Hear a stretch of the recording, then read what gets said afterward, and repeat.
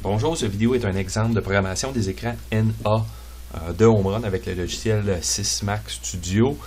Dans cette vidéo, on va créer une page unique pour contrôler plusieurs composantes ou, en d'autres termes, comment créer un pointeur dans un tableau de structure. Donc ici, dans cet exemple-ci, j'ai qu'une seule page de programmer où je peux sélectionner plusieurs types, plusieurs moteurs comme tels, et chacun des moteurs peuvent être contrôlés soit en arrêt départ ou soit changer la vitesse du moteur comme tel. Donc on va reproduire ça dans quelques secondes en programmation. Donc j'arrête celui-là, j'ouvre mon autre session de Sysmax Studio. C'est un projet neuf, donc rien de programmé à l'intérieur, où je retrouve un automate et un écran NA. Donc la première des choses, je vais changer le nom de mon automate. Je vais donner un petit nom court comme PLC1 par exemple, ou juste PLC, tiens, PLC. Ensuite, je vais créer une structure. Donc je vais aller dans mes types de données. Je vais l'appeler moteur. Et de cette structure, je vais insérer deux membres qui est mon start stop qui est booléen et mes vitesses, un contrôle de vitesse qui lui va être un entier. Et comme de raison, je dois déclarer une variable de cette structure-là. Donc je vais l'appeler moteur CTL pour contrôle, qui c'est un moteur, c'est un tableau, puis je peux mettre jusqu'à 65 535.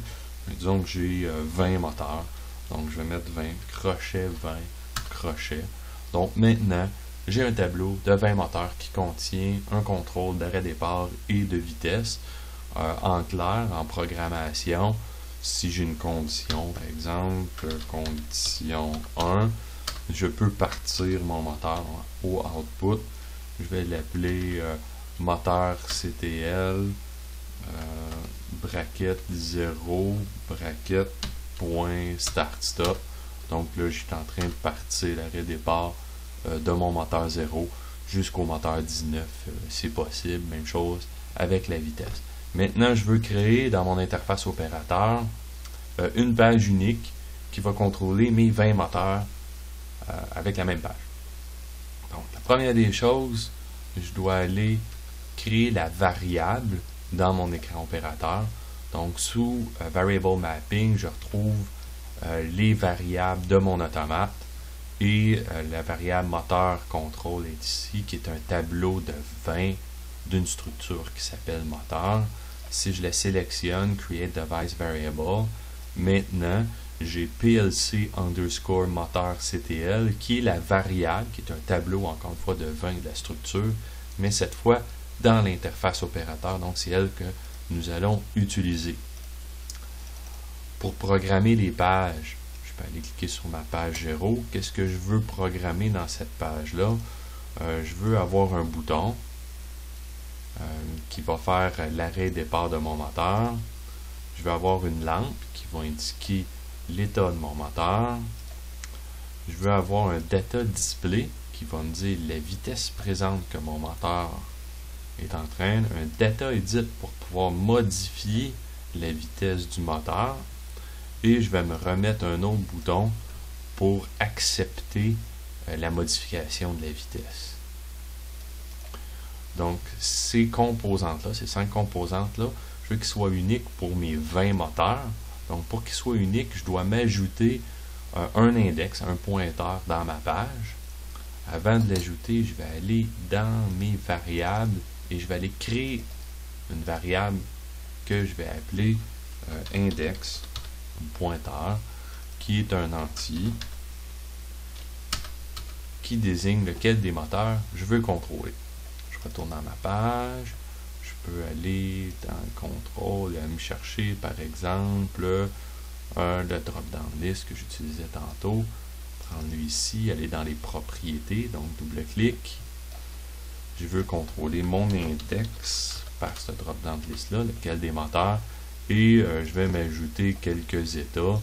Donc moteur X est à la variable 0, moteur Y, qui est à la variable 1 de mon index, puis moteur Z, par exemple,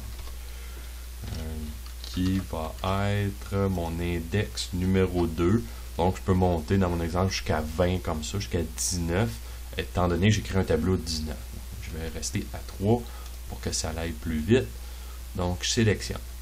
La lampe, maintenant, si je veux juste afficher l'état de ma lampe, on peut dire directement ici, PLC moteur contrôle, utiliser les parenthèses, donner le nom de mon moteur, le numéro de mon moteur, de 0 à 19, point start-stop, et ceci va fonctionner. Par contre, dans la version présente de Sysmax Studio, quand on utilise une structure, le pointeur, ou plutôt l'index qui est ici, ne peut pas être dynamique. Qu'est-ce que je veux dire? C'est que si je mets mon index ici, ça semble beau jusqu'à présent. Par contre, si je compile, je me retrouve avec une erreur. Puis l'erreur, quand on lit, dit impossible de créer un pointeur dans une structure. Ce qui m'amène un petit problème. Mais il y a une solution. On peut utiliser une variable temporaire et le pointeur de structure est fonctionnel en code VB. Donc, on va se créer un code très facile pour réussir à faire cette chose. Donc, première des choses, variable. Je vais me créer une variable que je vais appeler état moteur. Cette variable, c'est un booléen. Et si je retourne dans ma page, maintenant, au lieu d'utiliser ça, je vais utiliser mon état moteur. Fait qu'est-ce qu'il faut que je fasse? Il faut que je me crée un code qui va s'exécuter pour aller lire l'état de mon moteur et la pousser dans ma variable de ma lumière ici. Pour ce faire, je peux me créer dans les événements globaux un événement qui se fait sur un intervalle de temps, 1 seconde par défaut, c'est bien. Puis je vais appeler une subroutine. La subroutine, je vais aller la chercher ici. Subroutine, ça commence par S. Donc je peux faire S, subroutine, point, lire état. Donc je l'appelle lire état moteur. Ça, pour pas faire de faute, je vais sélectionner ça, copier. Je vais aller dans mes subroutines et je vais me créer une sub qui s'appelle lire état moteur. Elle, qu'est-ce qu'elle va faire? C'est qu'elle va écrire dans la valeur état moteur, qui est une tombe rouge, c'est une variable globale, et je vais le prendre de PLC moteur underscore index point start stop et finalement end sub. Donc ceci s'exécute à tous les secondes. Qu'est-ce qu'elle fait? C'est qu'il faut chercher la valeur de l'automate start stop de ma structure et il va l'écrire dans ma variable qui est affichée par la lumière. Donc ma lumière est maintenant fonctionnelle. Le bouton maintenant. Le bouton, je peux me créer une subroutine directement dans mes globales ou je peux me créer une subroutine dans ma page, que je crois qui est un petit peu plus simple et logique, étant donné que le bouton fait partie de la page, de créer la subroutine dans la page. Donc la subroutine dans la page, pour aller la chercher, différentes façons, je peux passer par ici quelque part. C'est le Code Explorer. Je vois, je retrouve ma page. Et ceci s'appelle page 0.vb, vraiment relié à ma page. Donc ici, c'est départ moteur. Donc je vais me créer encore une sub. Je vais appeler départ moteur. Et je vais faire un invert variable de la variable PLC underscore moteur, ouvre la parenthèse, ça va être index, ferme la parenthèse, point, start stop. CSTOP et end sub. Donc ma page, il me reste à exécuter ça. Qu'est-ce que ça fait? Ça inverse. Donc si je vais arrêter, démarrer mon moteur en inversant le bit directement de l'automate qui s'appelle PLC moteur index, qui provient de mon menu déroulant et le start-stop de ma structure. Donc si je retourne dans ma page 0, le bouton, il me reste à exécuter par ce bouton-là la subroutine qui s'appelle départ moteur.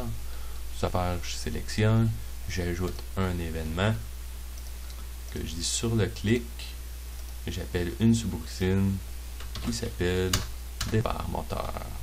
C'est fait. Maintenant, mon bouton est fonctionnel. Ma lumière était déjà fonctionnelle. Maintenant, je vais aller lire la vitesse présente dans mon moteur avec le data display qui est ici. Pour aller lire, je dois me créer une variable temporaire, vitesse moteur, tiens. Et dans ici, insérer nouveau, vitesse moteur, qui lui est un entier, comme ça ici. Donc je retourne dans ma page, je vais dans les propriétés, je l'appelle vitesse moteur. Il me reste sur les intervalles d'une seconde d'aller lire la vitesse et d'aller pousser cette vitesse-là dans cette variable qui s'appelle vitesse moteur. J'ai déjà une subroutine qui s'exécute à la seconde que j'ai créée pour lire l'état de mon moteur. Donc je peux faire la même chose ici. Vitesse moteur est égal à PLC moteur contrôle parenthèse index point vitesse. Donc encore une fois, toutes les secondes, je vais aller lire dans l'automate et je la mets dans ma page. Donc maintenant, la lecture de vitesse est fonctionnelle. Pour aller changer la valeur de vitesse, je vais mettre un autre variable temporaire que je vais aller porter la valeur ici dans la variable temporaire et je vais exécuter par le bouton envb une écriture. Donc dans mes variables, je vais aller m'insérer un vitesse moteur tempo comme ça ici. Ensuite mon numérique, ça va être vitesse moteur tempo. C'est bon. Ensuite dans ma page, mon écriture ici, je vais aller me créer une sub. On va dire écriture vitesse.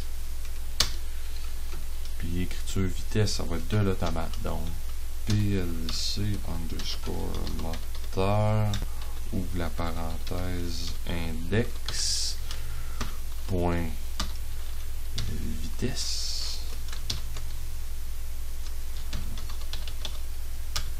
Ça va être égal à vitesse moteur tempo et un sub. Il me reste à exécuter la subroutine qui s'appelle écriture vitesse par mon bouton. Donc je retourne ici sur mon bouton, je mets une animation sur un clic, j'appelle une subroutine qui s'appelle écriture vitesse. Là, voilà, c'est fait. Mon programme est fini, tout est fonctionnel. Je peux passer en mode simulation pour aller voir le résultat. Donc j'ai une erreur ici. Qu'est-ce qu'il me dit? Une parenthèse.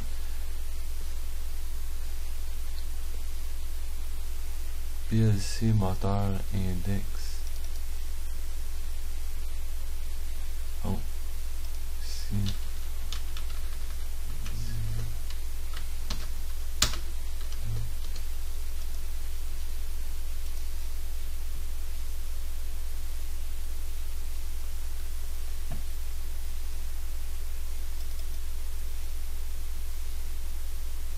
c'est moteur CTL. Bon, j'ai fait une erreur dans les sous-boutines. Ici sont corrects, c'est dans mes pages. Ici, moteur CTL, moteur CTL. Maintenant,